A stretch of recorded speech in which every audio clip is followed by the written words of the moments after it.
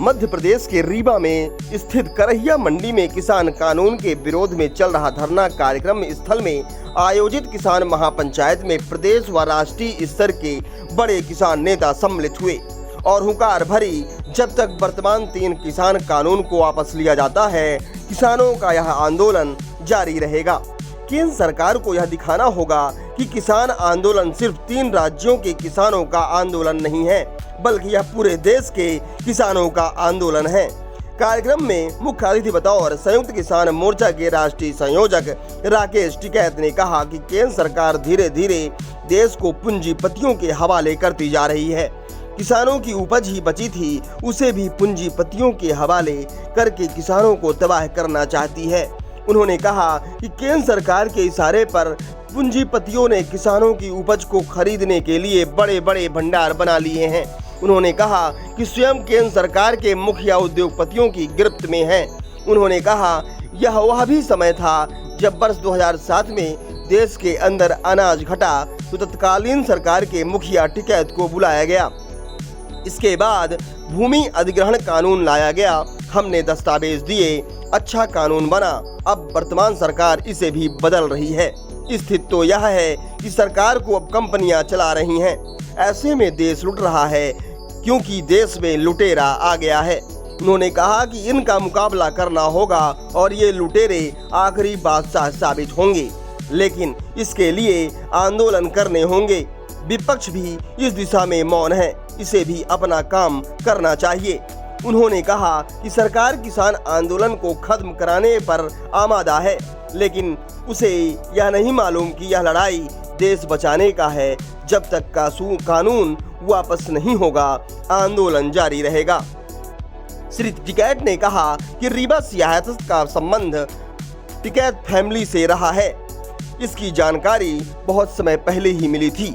अब नया किसान परिवार है, आगे भी लड़ाई निर्णायक होगी, क्योंकि सरकार गरीबों की रोटी को तिजोरी में बंद करना चाह रही है।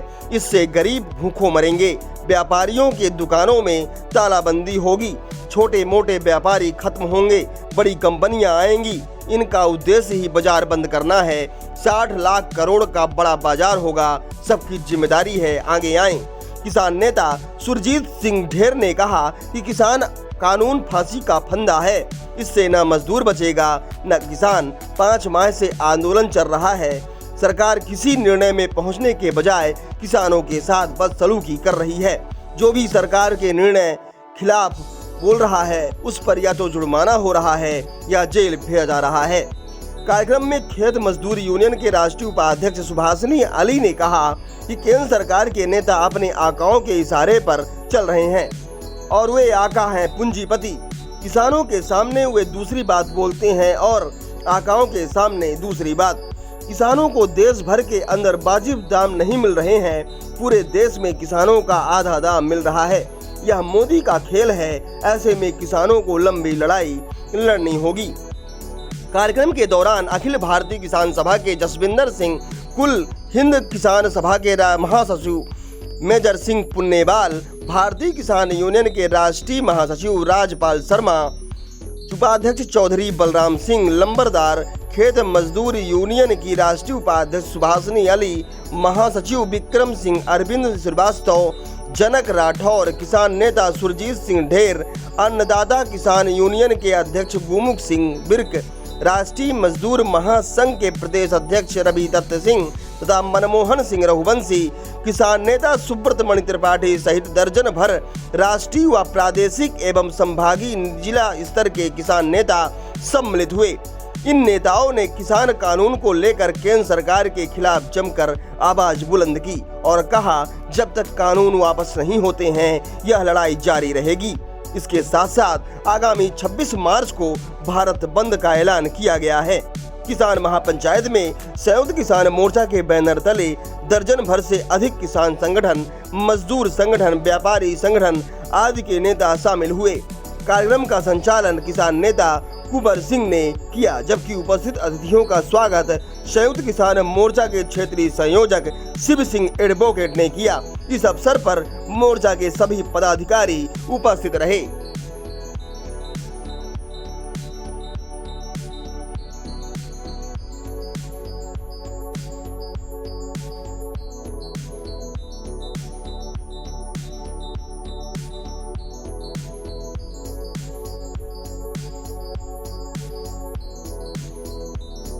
लोग, उनसे मंदिर का मामला करवा लिया सारा। जब से राष्ट्रपति बनने का नंबर एक मुकदमा लगा दिया उनके पीछे के लिए, घर में बैठ जाए चुपचाप। सब नाप दिए, एक ही उससे सारे के सारे नाप के बैठा दिए।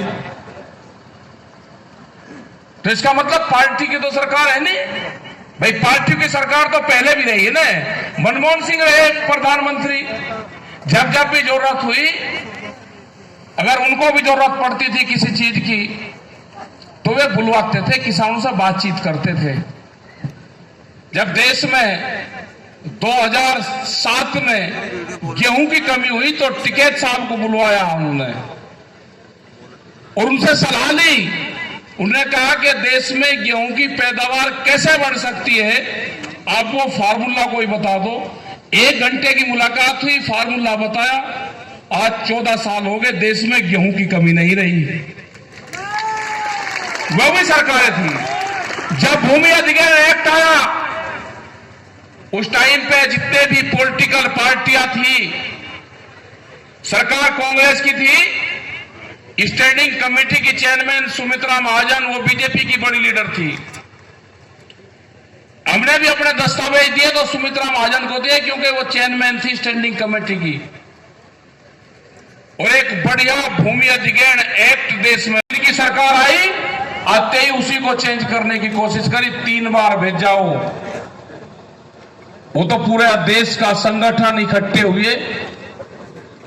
उन्होंने कहा भाई ये आदमी ठीक नहीं है, इनसे तो जो अपनी पार्टी के नेताओं के ही खिलाफ काम करते हो, तो इसका मतलब ये सरकार किसी पार्टी की सरकार नहीं, इस सरकार को तो कंपनी चला रही है। और आज पता चल गया आपको सबको, आपको पता चल गया कि सरकार किसी पार्टी की नहीं है, ये तो लुट गया देश।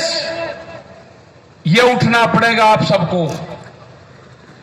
ये लुटेरे आगे हैं देश में, इनका मुकाबला करना पड़ेगा लुटेरों का। और ये लुटेरों का आखिरी और नई मंडी यहां पे है, ये तो दिल्ली में है, दिल्ली में आप अभी जा नहीं सकते भाई लेके। लेकिन कलेक्ट्रेट है, जो डीएम डीसी होता है ना आपका, उसके ऑफिस पे ले जाओ, 1975 में पक्का बिकेगा। जाओगे लेके, अपना वहीं बैठो, कोई आपको रोके, कोई पुलिस के लोग रोके, जो भी विभाग रोके, वो एफसीआई वाला रोके, पुलिस वाला रोके, सेल टैक्स वाला रोके, मंडी वाला रोके, कृषि विभाग का कोई रोके, डीएम एसपी कोई रोके, तो वही अपना बैठ जाओ। उनको भाई ये भारत सरकार का रेट है, प्रधानमंत्री ने कहा कि मंडी के बाहर कहीं बेच ले, महंगे रेट में जहां बिकेगा। भाई ये तो डीएम के ऑफिस में बढ़िया मिला।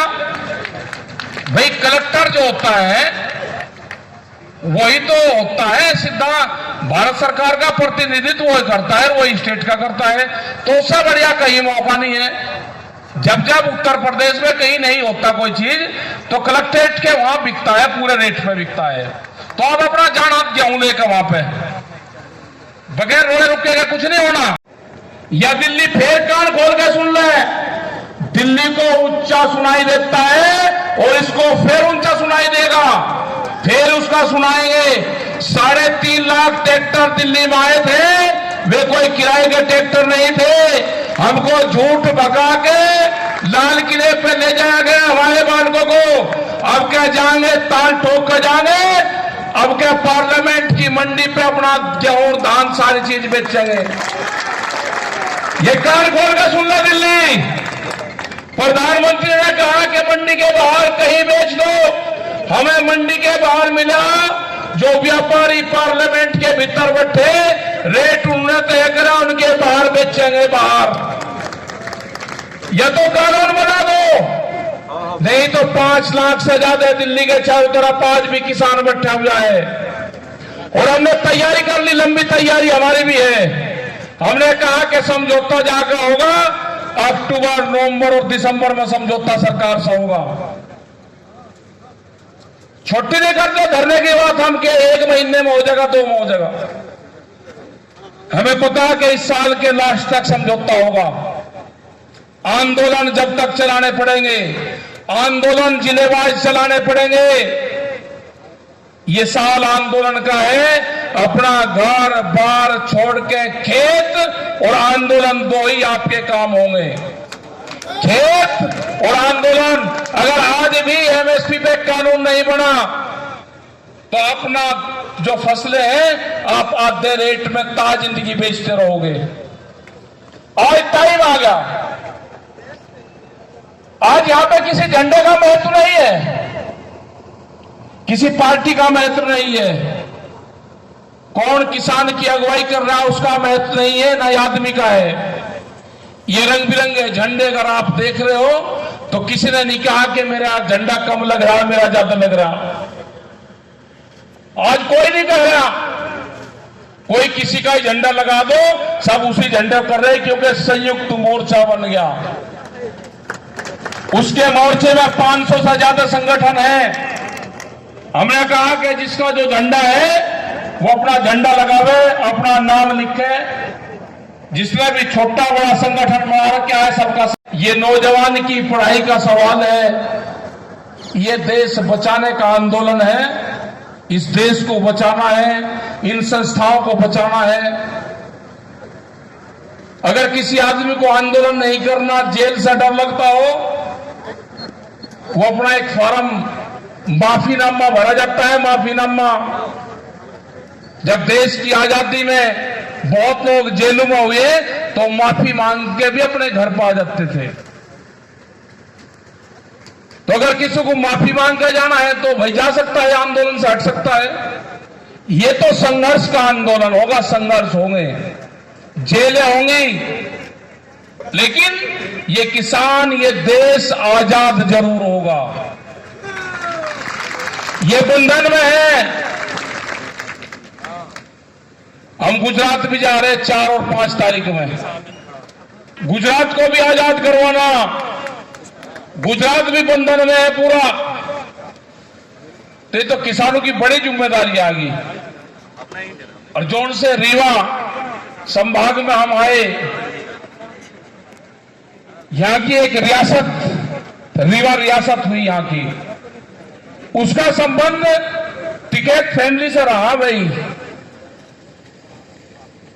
यहां के जो राजा हुए वो सिसोली में गए, वो अकबर में पढ़ा, उनका नाम तो मेरे ध्यान नहीं, अब नहीं, अभी नहीं गए, वे तो पहले गए, कभी 100 साल पहले गए हो, 200 साल पहले गए हो, उसका सन तो नहीं खोल रखा। लेकिन रीवा के राजा मुख्य अतिथि सिसोली में दुल्हनी पे एक बड़ा प्रोग्राम होता है, वहां पे ये क्या कर रहे, दिल्ली में भोपाल में बैठ के अपना काम करो भाई। काम करना पड़ेगा, हर आदमी को करना पड़ेगा। कल नंदीगांव बंगाल में थे, हम कई जगह गए, वे 1 मुट्ठी चावल मांग रहे, धान। कोई कुटे कटाए दे दो या कोई साबुत दे दो। वे धान थोड़ा मांग रहे, कोई चावल थोड़ा मांग रहे, कोई कमी है इन पे चावल की। वे चावलों में वोट मांग रहे।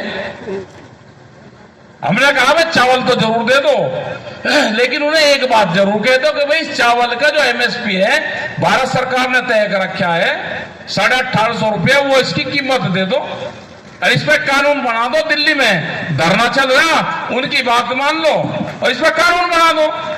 क्योंकि वहां का जो बंगाल का धान है वो 900, 800 और 900 रुपया क्विंटल बिक रहा, बिहार का 700 बिक रहा, उत्तर प्रदेश का 1000-1100 तक बिक जा। यही हाल मध्य प्रदेश का है।